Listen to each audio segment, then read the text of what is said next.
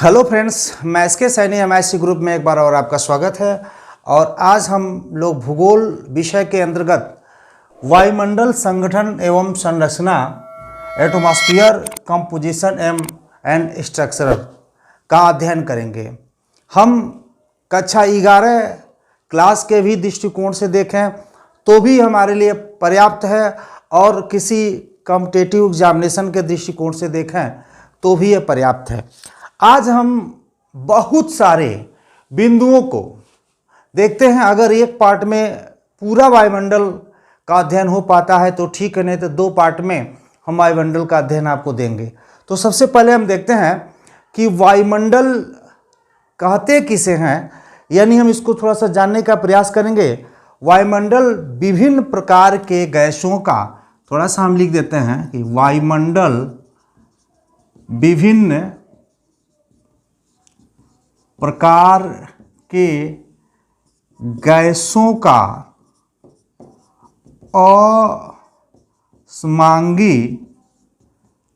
असमांगी मिश्रण है, जो पृथ्वी को चारों तरफ से ढका हुआ है। हम कह सकते हैं कि वायुमंडल विभिन्न प्रकार के गैसों का असमांगी मिश्रण है, जो पृथ्वी को चारों तरफ से ढका हुआ है। तो सबसे पहले हम ये जानने का प्रयास करते हैं कि हमारे वायुमंडल में विभिन्न प्रकार की कौन कौन सी गैसें पाई जाती हैं, और उसमें उस गैसों का क्या महत्वपूर्ण रोल हमारे लिए है। तो गैसों के संदर्भ में हम थोड़ा सा बहुत पहले ही लिख दिए हैं कि कौन कौन से वायुमंडल में गैस पाए जाते हैं, केवल समय बचाने के लिए। तो हम देख सकते हैं कि गैसों का विवरण दिए हैं कि नाइट्रोजन को N2 यानी 78%, हमारी वायुमंडल में नाइट्रोजन गैस सर्वाधिक मात्रा में पाया जाता है, जिसकी जो मात्रा है वायुमंडल में 78% है। और ऑक्सीजन की हम बात करें, जिसको O2 से हम इंगित करते हैं, इसका जो सूत्र है वो 20.95, इसे हम 21% भी कह सकते हैं। और अक्सर आपकी किताबों में 21% ही देखने को मिलेगा, तो 21% भी अगर मिलता है तो उसे कंफ्यूज ना हो। आर्गन की जो है AR यानी 0.93% आर्गन गैस हमारे वायुमंडल में विद्यमान है। कार्बन डाइऑक्साइड, जिसको CO2 कहते हैं, 0.038%, ये आपका कार्बन डाइऑक्साइड इस वायुमंडल में व्याप्त है। नियान गैस, जिसको Ne के हम सूत्र से संबोधित करते हैं, 0.0018%, और हीलियम यही आप देख सकते हैं 0.0005%, और क्रिप्टॉन है जिसको 0.0001%, और जेनान है 0.4x09%, और हाइड्रोजन H2O जिसको हम बोलते हैं 0.4x05% है, और मीथेन CH4 जिसे हम कह सकते हैं 0.00017%। ओजोन है जिसे O3 के नाम से हम जानते हैं, वो 0.00004%, और नाइट्रस ऑक्साइड जो है N2O है 0.00003%। तो हमने आपको वायुमंडल में गैसों के मिश्रण को बताया। अब इसमें हम देख सकते हैं कि कुछ गैसें जो हैं वह परिवर्तनीय गैस हैं, और कुछ गैस जो ग्रीन हाउस गैस के भी नाम से जाने जाते हैं। ग्रीन हाउस की हम बात करें, ग्रीन हाउस गैस, इस वायुमंडल के पढ़ने से पहले हमें ग्रीन हाउस को भी थोड़ा सा समझना होगा। अगर हम ग्रीन हाउस को समझ लेते हैं तो समझिए कि वायुमंडल को समझने में और हमें सरलता प्राप्त होगा। इसमें देखेंगे कि CO2 और आपका मीथेन, हम कह सकते हैं ये CH4 और O3 और N2O, यानी ये जो है इसे हम ग्रीन हाउस गैस के नाम से जानते हैं, जिसे हम इसको मैंने इंगित किया और इसको मैंने इंगित किया, इसको मैंने इंगित किया, इसको मैंने किया। इसे हम ग्रीन हाउस के नाम से जानते हैं। और कहीं कहीं अगर आप ओजोन की जब बात आती ग्रीन हाउस गैस में, तो लिखता है कि धरातलीय ओजोन गैस, ग्रीन हाउस के संदर्भ में लिखता है धरातलीय ओजोन गैस। और इसमें जल वाष्प की मात्रा है, जल वाष्प की मात्रा, यानी हम कह सकते हैं कि ये गैस जो ग्रीन हाउस गैस कहे जाते हैं, और इन्हें हम परिवर्तनीय गैस के भी रूप में जानते हैं। परिवर्तनीय गैस में भी यही गैस है और यह ग्रीन हाउस गैस में भी यही गैस है। तो हम थोड़ा सा ये बात करते हैं कि ग्रीन हाउस गैस का मतलब क्या होता है, इसका इस वायुमंडल में मतलब इस वायुमंडल में क्या ज़रूरत है, इसे हम थोड़ा सा मिटाते हैं और समझने का प्रयास करते हैं। जैसे मान लीजिए यह पृथ्वी है, यह आपका पृथ्वी है, यह आपका पृथ्वी है। तो वायुमंडल में गैसों का एक, समझिए एक चादर, एक लेयर जो बना हुआ है, ग्रीन हाउस का काम करता है। अभी हम जब समताप मंडल और क्षोभ मंडल, समताप मंडल, मध्य मंडल, ये सारे मंडलों की जो बात करेंगे, जो 5 मंडल है, इन 5 मंडलों की जब हम बात करेंगे तो 5 मंडलों में भी हम इसका जिक्र करेंगे थोड़ा सा। तो ये जो है, ये इस पृथ्वी के ऊपर एक मोटे गैस का आवरण है, ये मोटे गैस का आवरण है, जिसे हम ग्रीन हाउस गैस कहते हैं, जिसे हम ग्रीन हाउस गैस कहते हैं, जिसे हम ग्रीन हाउस गैस कहते हैं। ये समझिए ये ग्रीन हाउस गैस है।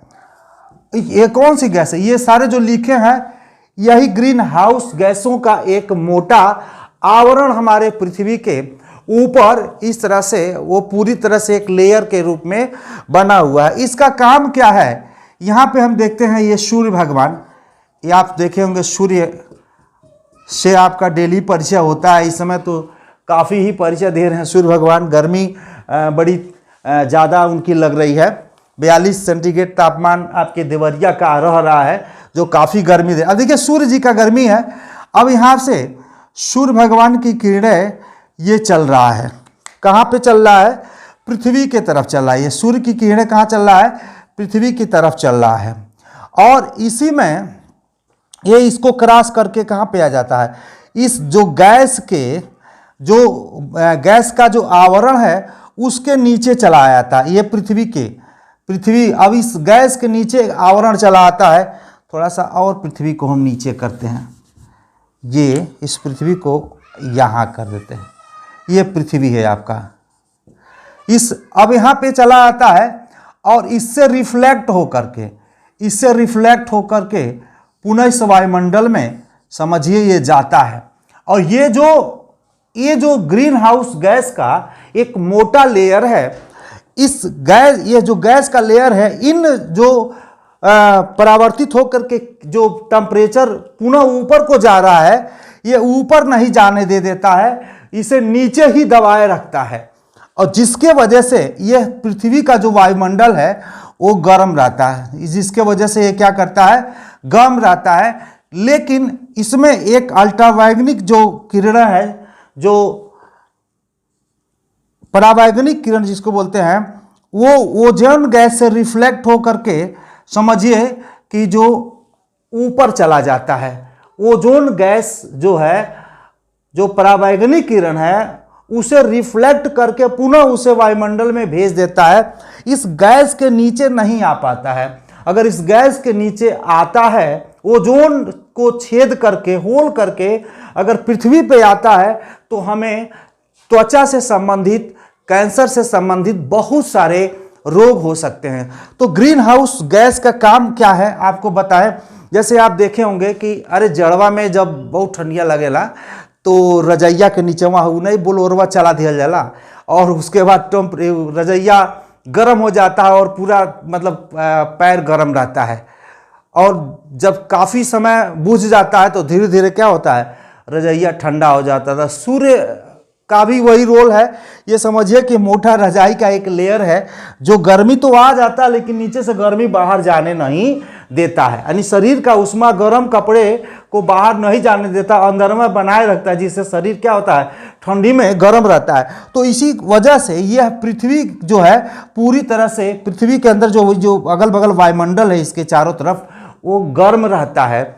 अगर यह ग्रीन हाउस गैस ना होता तो क्या होता, ग्रीन हाउस गैस ना होता तो क्या होता, पृथ्वी हमेशा -18 सेंटीग्रेड टेम्परेचर में होता, यानी संपूर्ण पृथ्वी -18 सेंटीग्रेड तापमान में रहता। तो समझ जाइए कि पूरा पृथ्वी बर्फ के चादर में लिपटा होता, और बर्फ के चादर में लिपटे होने के कारण यहाँ पे जीवन संभव नहीं था, और प्राकृतिक वनस्पतियों का भी होना संभव नहीं था।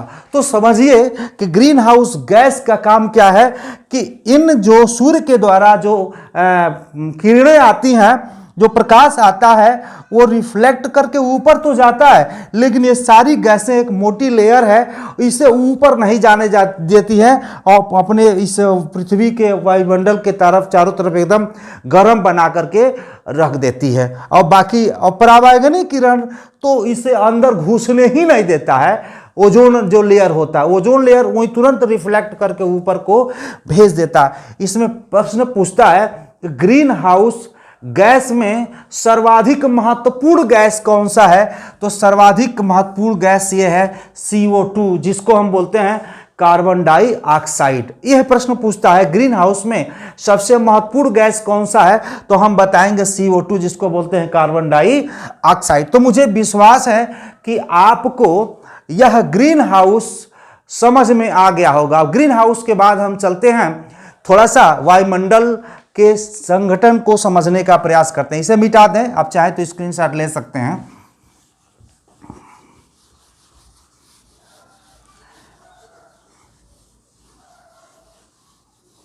इसे भी मिटा देते हैं।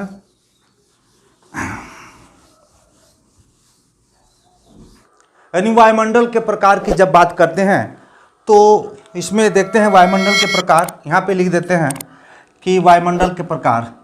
सबसे पहला जो मंडल है इसको हम क्षोभ मंडल कहते हैं, इसको हम क्षोभ मंडल कहते हैं। और जो दूसरा मंडल है उसे हम समताप मंडल बोलते हैं, और जो तीसरा है उसे हम मध्य मंडल कहते हैं, और जो चौथा है और पांचवा जैसे आयन मंडल है, चौथा जो है आयन मंडल और पांचवा है बहिर्मंडल। ये पांचों का हम अध्ययन आज इस एक वीडियो में नहीं कर पाएंगे क्योंकि बहुत बड़ा वीडियो हो जाएगा, लेकिन हम क्षोभ मंडल का आज हम अध्ययन करते हैं। तो ये जो आपका पृथ्वी है, ये हमने एक पृथ्वी बना दिया है, ये समझिए पृथ्वी है, ये क्या है, पृथ्वी है। और पृथ्वी के ऊपर समझिए यह जो एक लेयर है, पृथ्वी के जो ऊपर एक लेयर है, इस पहले एक लेयर का हम बात करते हैं जिसे हम क्षोभ मंडल कहते हैं। इस क्षोभ मंडल को कहते हैं, इसे हम कौन सा मंडल कहते हैं, क्षोभ मंडल। आइए सबसे पहले हम क्षोभ मंडल के बारे में पढ़ते हैं। क्षोभ मंडल, ये जो पृथ्वी है ये क्षोभ मंडल। क्षोभ मंडल को हम विभिन्न नामों से जानते हैं, जिसको हम ट्रोपोस्फेयर भी बोलते हैं। अंग्रेजी में हम ट्रोपोस्फेयर भी बोलते हैं। इसे हम संवहन मंडल भी बोलते हैं, संवहन मंडल भी बोलते हैं। इसे हम परिवर्तन मंडल भी बोलते हैं। इसे हम परिवर्तन मंडल भी बोलते हैं। इसे हम विक्षोभ हम मंडल बोलते हैं। यानी इसे क्षोभ मंडल ट्रोपोस्फेयर, इसे संवहन मंडल, इसे परिवर्तन मंडल, इसे विक्षोभ मंडल आदि नामों से हम इसको जानते हैं। तो सबसे पहले हम ये जानते हैं, इन्हें विभिन्न नामों से जानते हैं। इसको दिया किसने था, यानी हम कह सकते हैं इस मंडल को किस विद्वान ने दिया था, तो 1908 में एक टीजरेंस थे 1908 में, टीजरेंस डी बोर्ड ने इसका नामकरण किया था। 1908 में टीजरेंस डी बोर्ड ने इसका नामकरण किया था। और इसकी ऊंचाई हम देखते हैं कि उसकी ऊंचाई, ये देखिए, ये ध्रुव है, ये क्या है, उत्तरी ध्रुव है, और इसकी ये ऊंचाई जो भूमध्य रेखा यानी हम कह सकते हैं भूमध्य रेखा से अगर हम क्षोभ मंडल या ट्रोपोस्फियर की ऊंचाई की जब हम बात करते हैं तो वो होता है 18 किलोमीटर। इसे हम मिटा देते हैं, थोड़ा सा लिखने में हमें और आसानी पड़ेगी, इसे हम मिटा देते हैं। ये 5 मंडलों का नाम था, इसमें बहुत सारे प्रश्न हम लिखेंगे। इतने सारे प्रश्न आपको हम देने वाले हैं जो कंपटीशन के दृष्टिकोण से काफ़ी महत्वपूर्ण है, और इसे आप नोट्स बना सकते हैं। हम कह सकते हैं ये क्षोभ मंडल है, जो इसे क्षोभ मंडल बोलते हैं। भूमध्य रेखा से यानी 18 किलोमीटर, और यह ध्रुव से इसकी जो दूरी है वो आपका 13 किलोमीटर है। यह 13 किलोमीटर नहीं, सॉरी 8 किलोमीटर है। 8 किलोमीटर ध्रुवों पे जो क्षोभ मंडल की ऊंचाई है वो 13 किलोमीटर, और जो विषुवत रेखा से हम बात करते हैं तो 18 किलोमीटर। अगर हम 18 और 8 जोड़ देते हैं तो ये हो जाता 26 किलोमीटर। अगर औसत ऐसे 2 से भाग दे देते हैं तो 13 किलोमीटर। यानी हम कह सकते हैं, ऐसे लिख सकते हैं कि ध्रुवों पर इसकी ऊंचाई 8 किलोमीटर, और विषुवत रेखा से हम कह सकते हैं क्षोभ मंडल की जो ऊंचाई होता है वो 18 किलोमीटर है, और औसत हम कह सकते हैं औसत ऊंचाई क्षोभ मंडल की होती है आपका 13 किलोमीटर। तो इतना बात आपको समझ में आ गया होगा। और सर्वाधिक डेंसिटी यानी हम कह सकते हैं सर्वाधिक जो घनत्व होता है यह इसी मंडल में पाया जाता है। प्रश्न आ जाता है कि सर्वाधिक घनत्व किस मंडल में पाया जाता है, तो उत्तर होगा हमारा क्षोभ मंडल में। सर्वाधिक घनत्व किस मंडल में पाया जाता है? क्षोभ मंडल में। एक प्रश्न और आ जाए कि ग्रीन हाउस गैस किस मंडल में पाया जाता है, तो इसका भी उत्तर होगा क्षोभ मंडल। एक प्रश्न और आ जाए, देखिए गर्मी में क्षोभ मंडल की ऊंचाई बढ़ जाती है और सर्दी में क्षोभ मंडल की यानी ट्रोपोस्फेयर की जो ऊंचाई है वह गर्मी में बढ़ जाती है और ठंडी में घट जाती है। हम कह सकते हैं कि गर्मी में क्षोभ मंडल की ऊंचाई बढ़ जाती है और शीत में क्या होती है? घट जाती है। ये बहुत सारे छोटे छोटे प्रश्न आपको मिलेंगे। इस वायुमंडल में जलवाष्प की जो मात्रा होती है 0 से 4% होती। किसकी? जलवाष्प की जो मात्रा होती है वो 0 से 4% की होती है। और बहुत सारे प्रश्न हम आपको यहाँ पे बताने वाले हैं। इसे मिटा देते हैं, आप स्क्रीनशॉट ले लीजिए। और इस क्षोभ मंडल की हम जानकारी आपको दे रहे हैं। क्षोभ मंडल की थोड़ा सा और ऊंचा कर लेते हैं भाई। क्षोभ मंडल, ये क्षोभ मंडल की जानकारी हम कर रहे हैं जिसको हम ट्रोपोस्फेयर कहते हैं। क्षोभ मंडल और जो बादल होते हैं आप देखे होंगे, जो बादल होते हैं ये बादल किस मंडल में पाए जाते हैं? अक्सर जो बादल होते हैं क्षोभ मंडल में ही पाए जाते हैं। अब एक बात आता है, जैसे हम कह सकते हैं वाष्पीकरण हम कह सकते हैं पाला, तड़ित, झंझावात, चक्रवात, यानी जितने भी आंधी तूफान और जितने भी मतलब मौसमी से संबंधित घटनाएं होती हैं वो सब किस मंडल में होती हैं? इसी मंडल में होती है। यानी कह सकते हैं कि बादल, ओस, हिमपात, ये सब किस मंडल में होते हैं? हम कह सकते हैं धूल, कण, ये सब किस मंडल में होते हैं? सब इस क्षोभ मंडल में ही होते हैं। यानी हम कह सकते हैं समस्त गैसों का जो हम प्रतिशत की बात करें तो 75% जो गैस है इसी क्षोभ मंडल में ही पाए जाते हैं। एक और बहुत महत्वपूर्ण प्रश्न आपको मिलता है देखने में, जो प्लेन होता है, एरोप्लेन होता है, वो इस मंडल में नहीं उड़ता है। अगर इस मंडल में प्लेन उड़ता रहेगा तो बहुत सारे ऐसी मौसमी परिघटनाएं घटती हैं जिनके वजह से वो दुर्घटनाग्रस्त हो सकता है। तो इसके ऊपर समताप मंडल है, इसके ऊपर क्या है? समताप मंडल है। तो समझिए कि जो प्लेन होता है वो प्लेन इसी मंडल में उड़ता है, समताप मंडल में शांत होकर के उड़ता है। इसको थोड़ा सा हम अभी समताप मंडल की जब बात करते हैं तो इसमें बात करते हैं। इसमें जो और प्रमुख बातें हैं कि ऊंचाई के साथ साथ तापमान घटता है। किसमें? इस क्षोभ मंडल में। जैसे जैसे हम ऊपर जाते हैं तापमान गिरने लगता है। यानी हम कह सकते हैं कि 165 मीटर ऊपर जाने पर 1 सेंटीग्रेड तापमान क्या होता है?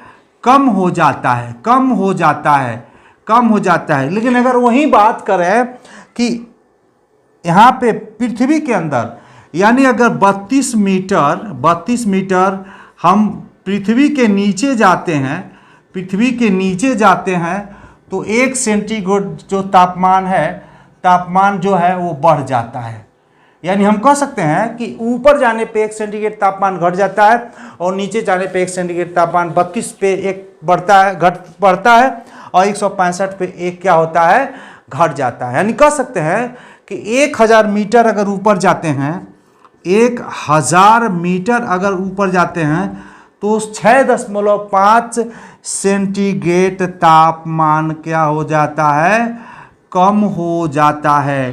पूछता है प्रश्न कि किस मंडल में ऊपर जाने पर तापमान कम होता है?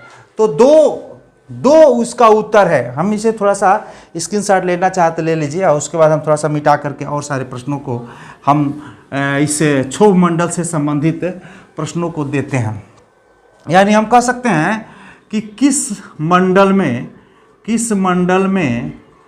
ऊपर जाने पर तापमान में गिरावट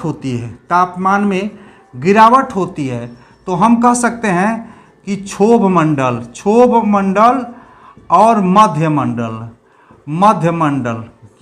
इन दोनों में ऊपर जाने पे तापमान कम होता है।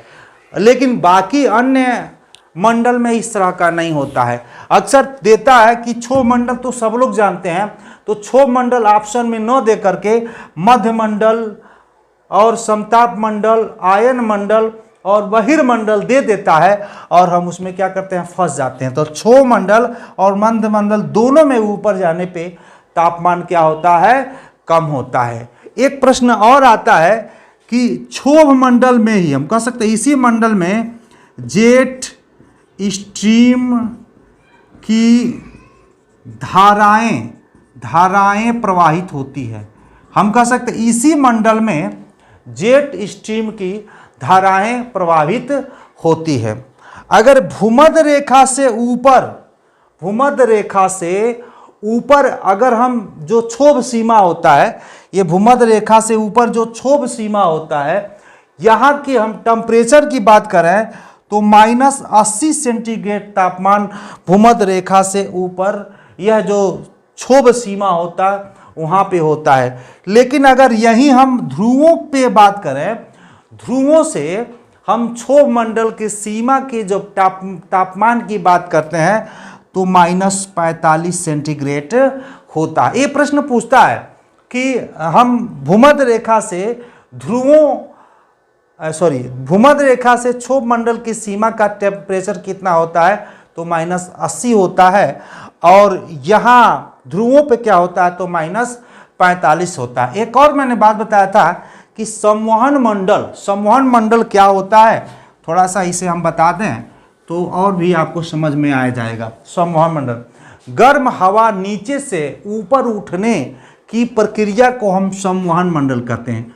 यानी जो गर्म हवा है, ऊपर से गर्म हवा नीचे से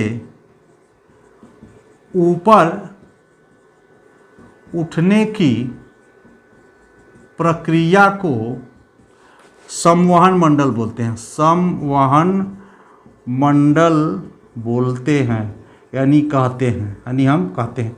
तो इस तरह से हमने देखा कि समताप मंडल से पहले क्षोभ मंडल है, और क्षोभ मंडल क्या होता है, जिसको हम ट्रोपोस्फेयर मंडल के भी नाम से जानते हैं। तो आज के लिए इतना ही। नेक्स्ट पार्ट में हम समताप मंडल और अन्य मंडलों का वीडियो लेकर के आएंगे। तो आज के लिए इतना ही, धन्यवाद।